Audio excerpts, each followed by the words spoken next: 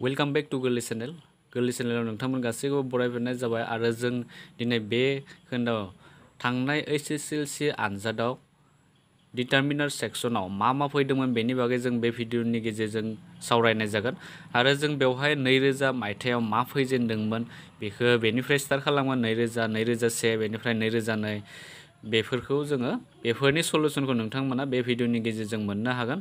only नैबे जाबाय डिटारमिनार्स सेक्सनाव मा फैदोंमोन बेखौ नोंथांमोना बेनि सलुशनखौ मोननो हागोन स' गोबाव खालामलासे नोंथांमोननो बे भिडिअखौ बानायलांनो नागिरबाय आसा खालाम नोंथांमोना भिडिअखौ जोबजासिम नायगोन आरो जेब्लानोखि आरो बे जा डिटारमिनार्स बे कुइसना माबोरै थागोन दा डिटारमिनार्सनि जा सोंलु बे माबायदि थागोन बेवहाय कुइसनाव होनाय थागोन fill in the blanks in the following sentences बेनिफ्राय with the right determiners दा बेबायदि कुइसन होनाय थागोन सोंलुआव अब्ला नोंथांमोना बेबायदि जुदि सोंथि थायोबाथाय नोंथांमोना माने लांदां जायगा थागोन बे लांदां जायगाखौ डिटारमिनार्स होनानै फिलआप खालामनांगौ बेबायदि थागोन आरो नोंथांमोना थांनाय 2020 आव मा फैदोंमोन बेखौ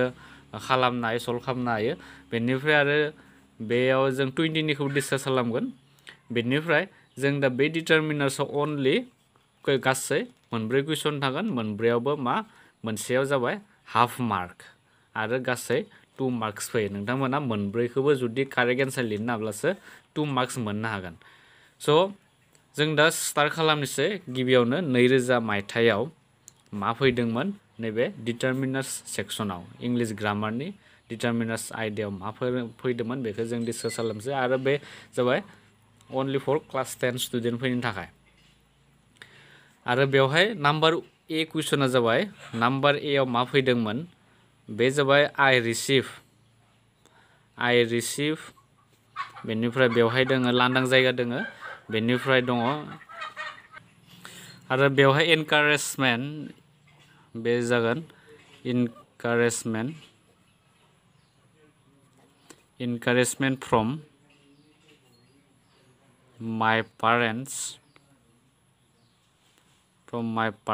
आरो बेवहाय दङ ब्रेकेटाव दङ मास बेनिफ्राय दङ मोर बेनिफ्राय आरो दङ मेनि स' बे मोनथाम डिटारमिनार्सनि मादाव मा मोनसे जागोन बेखौ बे मोनथामनि मादाव मा मोनसे माने कारेक्ट राइट डिटारमिनार्स बेखौ जों लांदां जायगायाव फज'नांगौ स' आं सिगाङावनो फोरोंबोखाबाय जे जोङो मास मोर एबा मेनिनि डिफारेन्सफोरखौ बेखौ जोङो फोरोंबोखाबाय स' आं बे भिडिअ नोंथांमोना डाइरेक्टलि माने एन्सारफोरखौसो लिरनानै फोरोंनाय जागोन बेनिफ्राय दा आरो नैबे नोंथांमोना 2020 आव मा फैदोंमोन बेयावहाय जेबो नैबायदि जेबो अपसन गैयामोन थामहिनबा ब्रेकेटाव बेबायदि होनाय गैयामोन डाइरेक्टलि नैबेयाव लांदां जायगा दङ आरो कुइसना जाबाय बे सिम्पल स्टप बे नैबे ब्रेकेटाव होनाया गैयामोन डाइरेक्टलि नोंथांमोना बेवहाय मा बे राइट बेखौ नोंथांमोना गोसोआव माने सेन्टेन्सखौ नुब्लानो हमनो हानांगोन बेबायदि सेलेक्ट खालामनाय गैया दा नोंथांमोना दा बेखौ 2000 आव बिदि फैदोंमोन सेलेक्ट खालामनाय मोनथामनि मादाव मा मोनसे जायो दा बेखौ लिरनांगौ दा बेनि राइट एन्सारा जाबाय नैबे फार्स्टआ जागोन मासआ जागोन आं डाइरेक्ट बेवहाय मासखौ कारेक्टसिन होनानै लिरबाय नोंथांमोना जेब्ला एन्सारखौ लिरगोन बा एन्सार होनानै नैबे बाथ्राखौ लिरफिननानै मासखौ लिरना आन्डारलाइन खालामना होब्लानो जाबाय आं बे मोनसेनि फिननायखौ लिरनानै होनोसै बे जागोन I receive बेनिफ्राय मासखौ लिरबानो जाबाय एग्जामाव I receive mass encouragement from my parents दा आरो जेब्लानोखि लिरगोन अब्ला नैबेखौ आन्डारलाइन खालामना दोनबानो जाबाय डाबल बेबायदि जुदि सिङाव जुदि डाबल आस बोनायोब्ला होमबा मोजांसिन जायो बेनिफ्राय नेक्स्ट बि नाम्बाराव मा दङ बि नाम्बार सोंलुआ फैबाय बि नाम्बाराव जाबाय माय ब्रादार इज बेवहाय दोङो NCC बे फैबायानो थायो NCC केडेट स' बेवहाय दोङो ए एन आरो डि मा मोनसे जागोन स' जों बेखौ माने आं बेवहायनो डाइरेक्टलि लिरखाना होनोसै माय ब्रादार इज एनसिसि केडेट बेनि एन्सारा जागोन बेखौ जुदि लिरफिनोबा लिरनो हायो माय ब्रादार इज बेयो जागोन एन जागोन एन एनसिसि केडेट दा बेबायदि जाबाय नैबे जाबाय राइट एन्सार बेवहाय एनआ जाबाय राइट एन्सार जागोन स' नोंथांमोना बेनि रुल्सखौ नायखाबानो जाबाय सिगाङाव बुजायखादोंमोन बेफोरखौ जिहेतु जोङो नैबे एननि गारां बोनाया भावेलनि हेफाजाब लानो गोनां जादों बेखायनो जोङो बेनि सिगाङाव एन आर्टिकेल फज'नाय जादों स' बेफोर रुल्सनि सोमोन्दै जोङो गुवारै डिसकास खालामबोखादोंमोन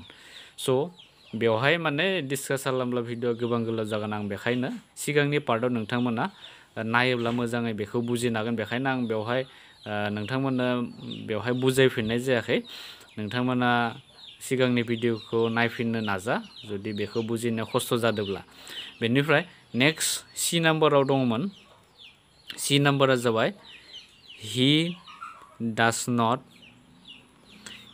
नट ट्रास्ट बेनिफ्राय फ्रेन्ड्स हि हेज दा बिदि दोङो आरो ब्रेकेटआव डिटारमिनार्सफोरा दोङो फिउ बेनिफ्राय ए फिउ बेनिफ्राय आरो डि फिउ स' बेबायदि दङ आं डाइरेक्टलि माने राइट सेन्ड होनानै लिरना होनोसै नैबायदि सेन्टेन्स लिरबाय थाबा गोबां गोलाव जागोन बेखायनो आं जेसेबां हागौ एसेबांनो सुंद'यै नोंथांमोननो फोरमायनो नाजानो नागिरदों दा बेवहाय he does not trust friends he has बिनाव जेसेबां जा एफा लोगोफोर दङ बेयो गाव माने फोथाया होनना बुंदों स'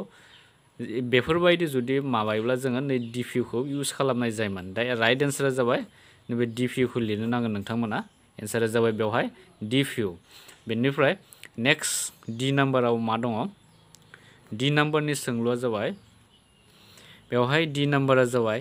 ए बिजि पार्सन हेज बेयाव डिटारमिनार्स फज'नांगौ लांदां जायगायाव टाइम टु वेस्ट बेबायदि बेनिफ्राय डिटारमिनार्सफोरा दङ बेबायदि लिटल बेनिफ्राय ए लिटल आरो मोनसे जाबाय दि लिटल स' बेबायदि दोङो माने a busy person has time to waste सासे बिजि पार्सना माने टाइमखौ वेस्ट खालामनो सम गैया बेफोरबायदि आरोना माने खम टाइमल' बिसोर इउज खालामो होनना बुंदो स' बे मोनथामनि मादाव दा मा मोनसे जागोन नैबे फार्स्टना जागोन बे लिटला जायो नोंथांमोना लिटलखौ बेवहाय लांदां जायगायाव लिरबानो जाबाय आरो जेब्ला एग्जामाव लिरगोन नोंथांमोना कुइसनखौ लिरना डाइरेक्ट एन्सारखौ लिरबानो जाबाय नै बाथ्राखौ लिरबाय आं दहाय सिगाङाव लिरनाय बायदि एन्सार होनानै नैखौ लिर आरो नैयाव लांदां जायगायाव लिटलखौ लिरनानै बेखौ लिरना नैफोरखौ जेबो लिरनो नाङा बेनिफ्राय बे जाबाय 2000आव फैनायमोन स' नोंथांमोना बे मोनब्रैखौ जुदि लिरनो हाब्लासो 2 मार्क्स मोनगोन स' बेखायनो नोंथांमोना रुल्सखौ बे रुल्सखौ नायनांगोन डिटारमिनार्स आरो आर्टिकेलनि रुल्सफोरखौ फोरोंबोखादोंमोन नोंथांमोननो भिडिअआव नोंथांमोना नायना लाब्लानो जाबाय बेनिफ्राय दा जों सावरायनो नागिरदों 2001आव मा फैदोंमोन डिटारमिनार्सआव स' 2001नि गिबि ए नाम्बार कुइसना जाबाय बेवहाय फैदोंमोन हि गेभ मी बेवहाय दं लांदां जायगा 1 रुपि नट बेनिफ्राय ब्रेकेटआव दङ डि आर्टिकेलफोरा दङ बिदि एन आरो ए दा बेबायदि दङ दा बेखिनिनि मादाव जोङो मा सायख'नांगौ माबे मोनसेया राइट एन्सार बेखौ जों सायख'नांगौ हि गेभ मी 1 रुपि नट स' जोङो बेनि बागैबो मोजाङै डिसकासबो खालामबोखादोंमोन 1 जुदि थायोब्लाथाय नोंथांमोना मा आर्टिकेलखौ फज'नांगौ नैबे ए आर्टिकेलखौ फज'नांगौ स' बेवहाय राइट एन्सारा जाबाय ए आर्टिकेल नोंथांमोना लांदां जायगायाव लिरबानो जाबाय बेनिफ्राय नैयाव जासिगोन ए बेनिफ्राय नेक्स्ट बि नाम्बार कुइसना जाबाय केन इउ लेन्ड मी बेनिफ्राय बेवहाय दोङो बुक्स दोङो बेनिफ्राय कुइसन सिन दोङो आरो ब्रेकेटआव दोङो फिउ ए फिउ बेनिफ्राय दङ डि फिउ दा बेबायदि दङ दा बेवहायबो बेनि राइट डिटारमिनेसना मा जागोन बेवहाय नैबे ए फिउआ जागोन राइट बेनि एन्सारा जाबाय नोंथांमोना लांदां जायगायाव बे ए फिउखौ लिरनो नांगोन बेनिफ्राय नेक्स्ट सी नाम्बारा जाबाय ही इज बेनिफ्राय बिदि लांदां जायगा older than his wife बेनिफ्राय बेवहाय दोङो ब्रेकेटाव more so बेनिफ्राय more नि उनाव नैबेथ' जाखाबाय he is older than his wife बेनिफ्राय more दङ बेनिफ्राय must आरो मोनसेया जाबाय many दा बे मोनथामनि मादाव माबे मोनसे जागोन स' बेवहाय नैबे mustआ जागोन must he is much older than his wife so right determinusखौ मा लिरनो नांगोन नोंथांमोना mustखौ लिरनो नांगोन बेवहाय बेनिफ्राय डी नाम्बाराव दोङो डी नि कुइसना जाबाय he will stay here for बेनिफ्राय बिदि दङ while बेनिफ्राय दोङो a little बेनिफ्राय little आरो मोनसेया जाबाय the little दा a little and the little नि मादाव मा मोनसेया जगोन बेखौ बेवहाय फजननांगो स' बेनि राइट एन्सारा जाबाय नैबे a littleआ जागोन a little नोंथांमोना a littleखौ लिरनो नांगोन नैयाव a littleआ जागोन he will stay here for a little माने एसे सम बेयो बेवहाय थागोन होनना बुंदो आरोना बेनिफ्राय नेक्स्ट इ नाम्बाराव मा दङ कुइसना इ नाम्बारा जाबाय बे जाबाय of the बेवहाय लांदां जायगा माने सिगाङावनो दङ बेनिफ्राय boys has done his work बेनिफ्राय दङ बेवहाय every ब्रेकेटाव every दोङो some दोङो आरो मोनसेया जाबाय is दा बेबायदि दङ दा बेनि राइट एन्सारा मा जागोन नैबे जोबथारनाया मा is बे isआ जाबाय नै सिगाङाव जासिगोन दा each of the boys has done his work दा राइट डिटारमिनासआ isखौ नोंथांमोना फज'बानो जाबाय बेवहाय माने 2001 आव एसे बांद्राय कुइसन फैदोंमोन मोनब्रैनि बारा मोनद' फैदोंमोन बेवहाय नैबे जाबाय जोबथारनाय कुइसन एफ नाम्बार आरो बे कुइसना जाबाय सी हेज लांदां जायगा बेनिफ्राय बेवहाय दोङो थिंग्स टु डु बेनिफ्राय दङ लट्स अफ बेनिफ्राय मास बेनिफ्राय आरो मस्ट दा बे मोनथामा दङ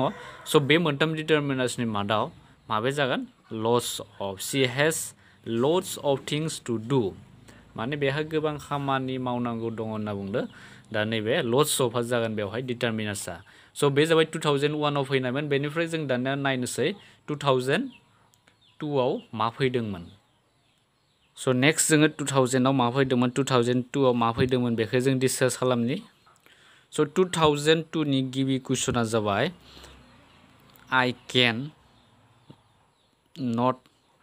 I cannot give you बेनिफ्राय लांदां जायगा मानि दा बेबायदि दङ बेनिफ्राय लांदां जायगायाव दङ एनि बेनिफ्राय साम आरो बे जाबाय ए लिटल दा बे मोनथामनि मादाव मा मोनसे जागोन बेवहाय नैबे एनिया जागोन एनि दा एनिखौ नोंथांमोना बेवहाय लिरबानो जाबाय स' एनिखौ जों मा समाव इउज खालाम बेखौबो जों discuss खालामबोखादोंमोन I cannot give you any money जेब्लानोखि माने सेन्टेन्सआ नेगेटिभ सेन्टेन्स जायो अब्ला नोंथांमोना एनिफोरखौ लिरनांगौ बा इन्टारगेटिभ कुइसन थाब्लाबो बेवहाय एनिखौ जों इउज खालामनो हायो दा बे जाबाय एन्सार बेनिफ्राय नेक्स्ट बि नाम्बाराव दोङो our principal is a man of बेनिफ्राय बेवहाय लांदां जायगा बेनिफ्राय words दा बायदि दोङो बेनिफ्राय few बेनिफ्राय a few आरो गुबुन मोनसे जाबाय d few दा बेबायदि दा बे मोनथाम डिटारमिनासनि मादाव मा मोनसे जगोन बेवहाय a few नैबे fewआ जगोन फार्स्टनि मोनसेया जगोन fewखौ नोंथांमोना लिरब्लानो जाबाय बेनिफ्राय नेक्स्ट सी नाम्बाराव दोङो she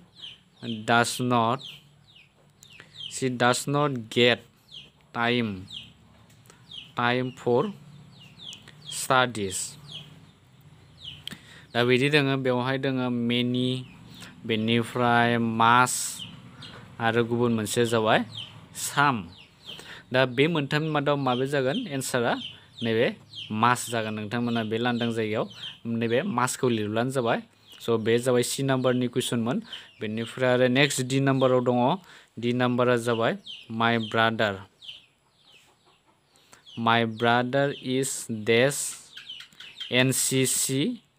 केडेट स' बेखौ जोङो सिगाङावबो मोनबोखादोंमोन बेवहाय ए एन आरो डी ए एन आरो डी बे मोनथाम आर्टिकेलनि मादाव मा मोनसे जगोन स' बेखौबो जों मोनबोखादोंमोन जे सिगाङावनो बे जागोन नैबे एन आर्टिकेलखौ नोंथांमोना फजननांगोन बेवहाय बेनिफ्राय नेक्स्ट कुइसन नाम्बार इ बे इ नाम्बाराव मा सोंनाय दङ दिस स्ट'री इज देस बेनिफ्राय दोङो इन्टारेस्टिं बेनिफ्राय ब्रेकेटाव दोङो मास बेनिफ्राय मोर आरो गुबुन मोनसेया जाबाय भेरि दा बे मोनथामनि मादाव मा मोनसे जगोन दा नोंथांमोना दिस स्ट'री इज भेरि इन्टारेस्टिं नैबे भेरिखौ बेवहाय लिरनो नांगोन नैबे लांदां जायगायाव भेरिया जागोन बेनिफ्राय नेक्स्ट एफ नाम्बार कुइसन बे जाबाय हि हेज टु फिड बेनिफ्राय हिज फेमिली उइथ लांदां जायगा बेनिफ्राय मानि हि आर्न्स बिदि दङ बेनिफ्राय ब्रेकेटाव दङ लिटल बेनिफ्राय आरो the little a little and the little दङ दा बे मोनथाम डिटारमिनार्सनि मादाव नोंथांमोना नैबे दि लिटलखौ बेवहाय फजननांगोन he has to feed his family with the little money he आर्न्स नै मोनसे आर्टिकेला जगोन बेवहाय स' बे मोनद' फैदोंमोन बे 2002आवबो बेनिफ्राय नेक्स्ट जोङो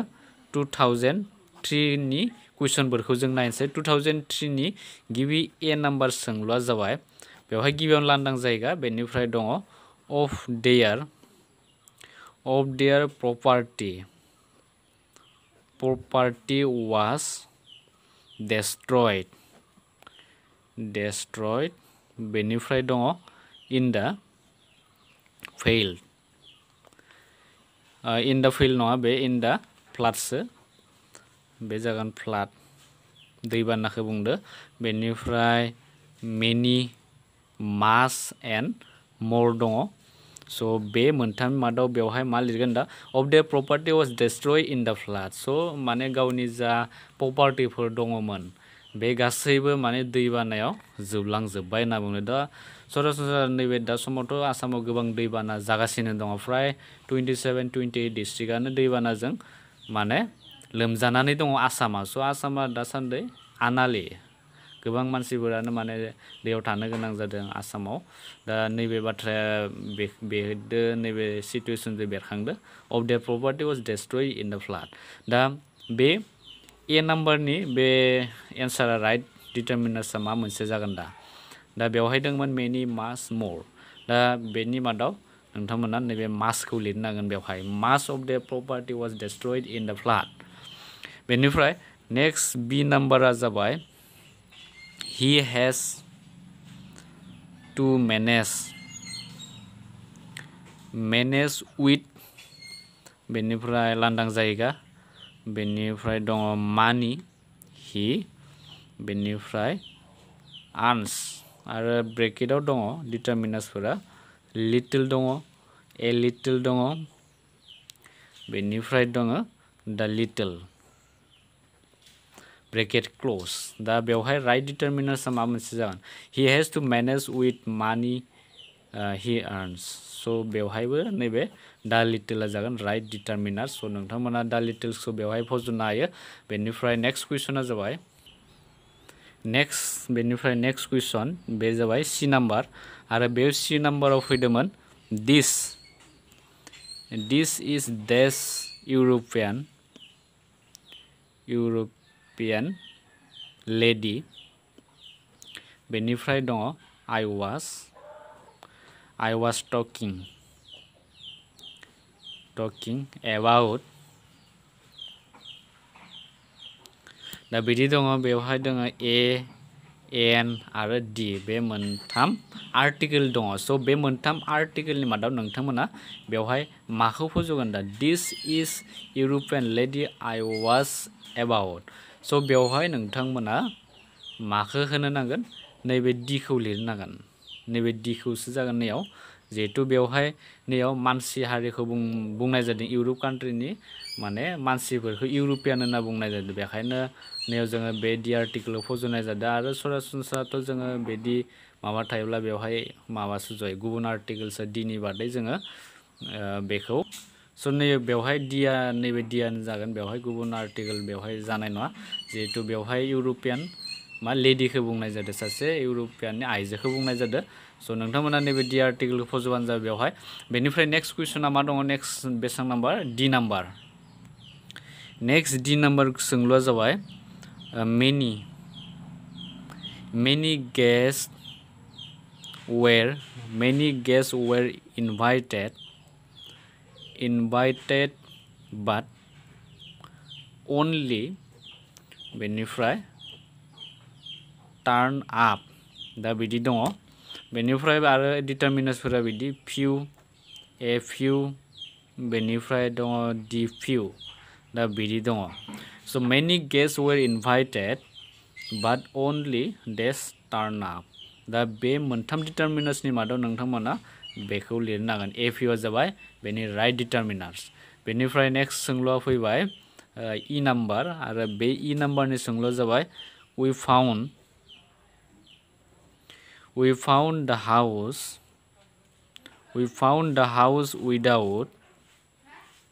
without dash difficulty दा बेवहायबो जोङो सायख'नांगौ डिटारमिनार्स माबे राइट डिटारमिनार्स बेवहाय दङ मास स' बे जाबाय मास आरो दङ बे जाबाय मेनि बेनिफ्राय दङ मोर दा बे मोनथाम डिटारमिनार्सनि मादाव मा जागोन we found the house without much difficulty नोंथांमोना बेवहाय नैबे मासखौ लिरनांगोन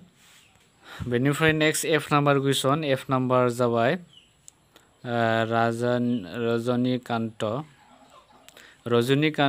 इज कल्ड डैश